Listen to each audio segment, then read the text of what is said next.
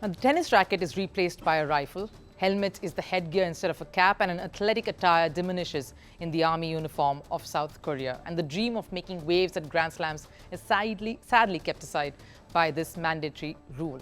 That is the story of Hong Seong-Chan, an international tennis player from South Korea. The athlete who aspired to play in the Olympics, compete in Grand Slams, will be taking a break from the international tennis circuit at the end of this season.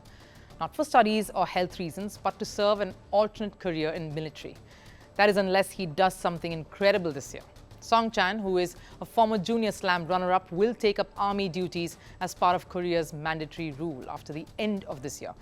One way to view this, of course, is about the survival of the fittest. You are given a time frame to prove your mettle at the biggest stage, even after coming back. But on the other hand, is a stern test for some who probably need just a little more of constant time in to make it big in what they love doing the most. Take a look. Every tennis athlete aspires to compete at the biggest stage, a Grand Slam. Same was the case for this one, but fate has other plans. South Korea's Hong Seong-Chan, who aspired for a career in tennis, is headed for an alternate direction. Leaving the racket and tennis attire behind, Seong-Chan will don the army uniform for South Korea. The 26-year-old will be forced to take a break from international tennis at the end of this season. But why is an athlete taking up a role in the army? Well, according to South Korea's law, men aged between 18 and 28 who don't have any physical disabilities must serve in the army for a period of 18 to 21 months. And when it comes to sports persons, only those who win an Olympic medal or an Asian Games gold are exempted.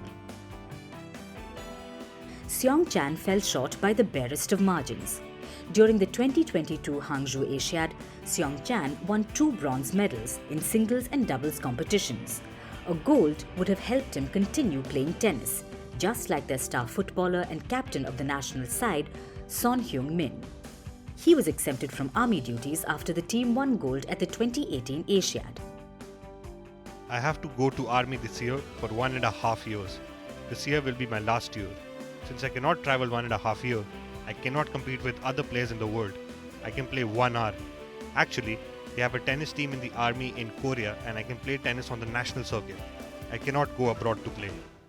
And it's a pity this is coming now, when Chan is making rapid strides in the challenger events.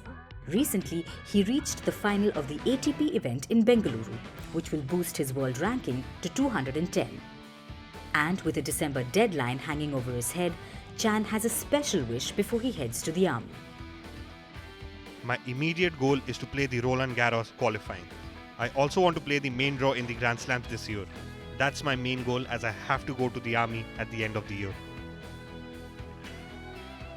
And he has the experience to achieve this dream.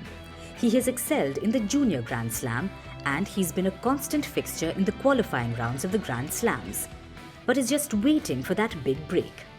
At 26, Chan faces a daunting task ahead of him. After his army stint, he will be close to 28 or 29 when he returns to the circuit. And then the biggest hurdle will be just how he bounces back, and in the same intensity that he left in. But is Chan the only athlete who's been forced to give up his career temporarily because of this law? Seong-Chan is but only the latest example of the struggles that athletes in South Korea face.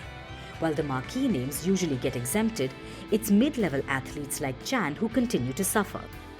In the past, South Korea's defense ministry exempted the 2002 FIFA World Cup squad for their heroics. That included Manchester United star Park Ji-sung. Imagine a young Ji-sung not playing for United. That would have been a big loss. The balance between national duty and personal career aspirations is a tightrope walk for many South Korean male athletes. The mandatory military service has seen many promising young sportspersons fall on the wayside and never managing to come back with the same vigor as before. But we ask, should that always be the case? As the world feels the shock of wars, India stands as a beacon of strength. The Firstpost Defence Summit 2024 will showcase cutting-edge technologies, forging partnerships between industry, academia and research organizations. Witness the transformative story of India's defense sector. Firstpost Defense Summit 2024.